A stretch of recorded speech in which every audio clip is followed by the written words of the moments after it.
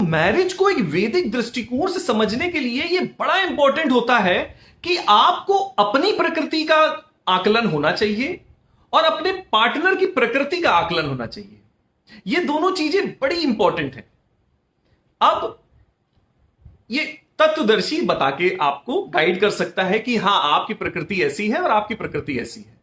अब जैसे बच्चा जब आग में हाथ लगा देता है तो हम लोग बच्चे को डांटते हैं कि आग में हाथ नहीं लगाना चाहिए, क्योंकि आग की अपनी प्रकृति है कि वो चीज को गर्म कर देती है।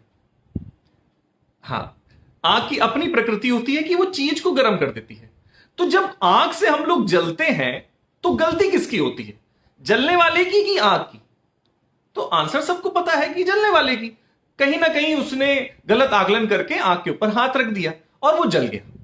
कभी हम लोग आग को डांटने नहीं चले जाते कि तुमने इसको क्यों जलाया, और कभी यह नहीं होता कि बर्फ को हमने हाथ में पकड़ा और बर्फ से हम कहने लगे कि बर्फ ने ठंडा क्यों कर दिया। ठीक है, यह सिद्धांत कांस्टेंट है, और जो प्रकृति एक व्यक्ति की है वो कभी नहीं बदलती।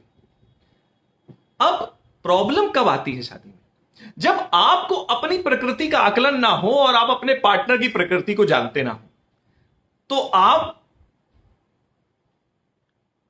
आइस को चाय में डाल के पिएंगे तो सब बर्बाद हो गया, कोल्ड ड्रिंक को गर्म करके पिएंगे तो बर्बाद हो गया। तो जो व्यक्ति जिस प्रकृति का है उसको यूज करने का तरीका आना चाहिए, उसके साथ कैसे डील करा जाता है वो आना चाहिए।